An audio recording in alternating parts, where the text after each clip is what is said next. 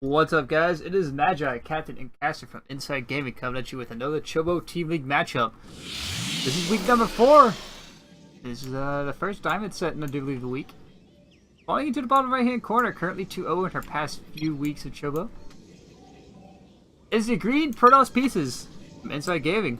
It is Sereena, looking to keep her win streak going and make it 3-0. And in the top left-hand corner, it is this guy, the purple Zerg Pieces, from Lost in Translation or Lit Esports. It's Strix. As we know, Sereena likes to play this crazy style of going into charge lots, couple warp prisms, and being super aggressive with it. But if anybody has taken the chance to do their homework with the past few replays, or maybe they tuned in for the past couple casts, who knows? They'll know that Sereena likes to play this style. Oh, and she actually gets a denial on the hatchery here, the natural base. Even throws down the pylon block. That's going to force Strix to have to take his expansion somewhere else. And Strix already going for the hatch gas pool as he was originally planning to. This Predator drone is going to knock down this assault probe or keep on it so he makes sure it doesn't do anything else too cheeky. He will take his natural base down here in the forward expansion on the low ground. I kind of don't like that idea, but any aggression does come out of Sereena. This is very exposed down here on this lower end, but if you throw it to the back, I mean, both about the same. I think it is a little bit easier to defend here than it is on the low ground, personally. As me as a Terran player, anyway. Sereena is going to take her Nexus on the other side of the map. Hatch gas pool is going to finish up here, and that's going to be the chosen strat by the looks of it for Strix. Cybernetic core come down, and by the looks of it, she only has one gas so far, but everything's still pretty questionable which way she wants to go with this. She could be going into the DTs, could be going into maybe some Sky Toss, who knows.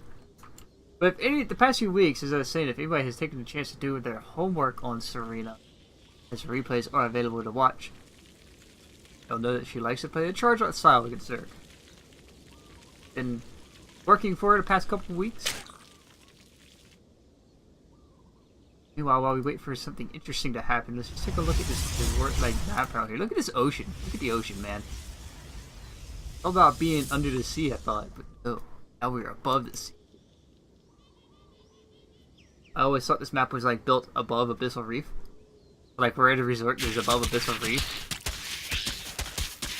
So we do have Pylon going to get knocked down here by a couple of lings.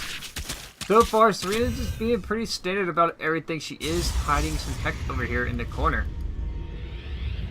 We have a Twilight Council coming down here. And Strix's response so far is just to keep droning up. He is finally going to be able to take his third base here at his natural base location. He will be on 3 base against Protoss as 2. Worker count dead even, and army supply fairly close. It's 6-5 so far. Motion core just hanging out, making sure these lings don't find too much damage right away. And here's the thing, another player inside gaming named Ryurichi put his Twilight Council up front to wall off. I kind of like that idea. It's just throwing it out there. When you try to hide it like this, it makes things look different. And we do have Overlord speed here. So, the question is, will Strix actually spot this? The Overlord is in trouble getting picked off by this Stalker here. Does he see it? That is the question.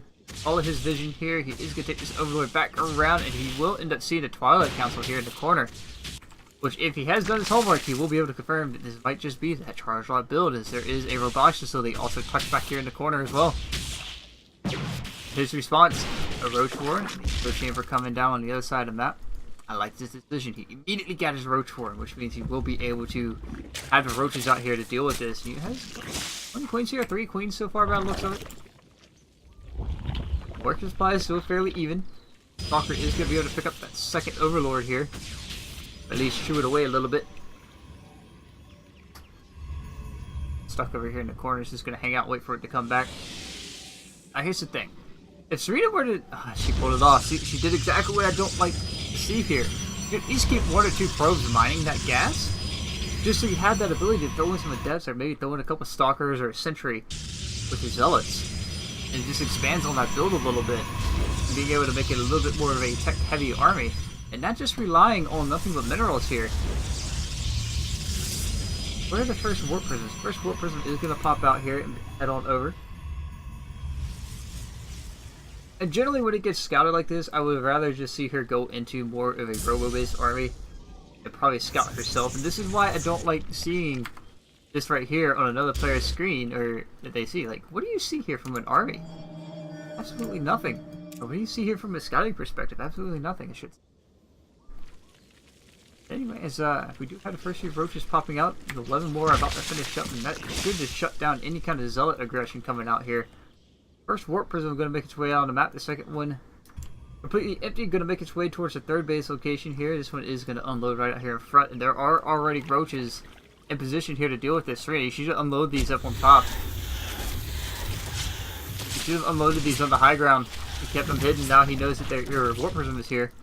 Looks like he is just going to head directly towards the main base of Sereena here. Strix is going to move out. Very interesting decision to move out these roaches, as there is not much going to be home to defend here. There's one pylon. Energy is fully charged on Mothership Core here. Sereena does get to unload. He's just immediately going to evacuate this base with the drones. Queen here should get picked off, and there are some links here to help defend. And Sereena focusing down the hatchery, and not focusing down the slip of the army here. The DPS kind of going in the wrong direction. Workers are being picked off, however. This will get cleaned up before any aggression is done. But meanwhile, another weapon on this side of the map over here is going to make its way in towards that natural base location with another huge weapon. Needs to keep this going. The roaches aren't even here to defend this. It just needs to keep going. If she can get the damage done, she will break the Zerg. But I think this roach count is just going to be too high when these roaches do come home. We got to stop this. The weapon in the main, I think, it was going to get cleaned up very easily. The weapon in the main does come down here. He is fighting very minimal damage here, and it looks like Zerg is just going to move out. Roach composition here. He's going to start to clean this up. The warp prism is going to get picked off by the queens. Only one warp prism left on the map here, and Ravagers are coming out here. And we'll have the anti-air composition with this army to be able to shut down this Mothership Core. The photon overcharge isn't going to get thrown down right away. The zealot is going to get picked off. Sereena not paying attention to what's back home.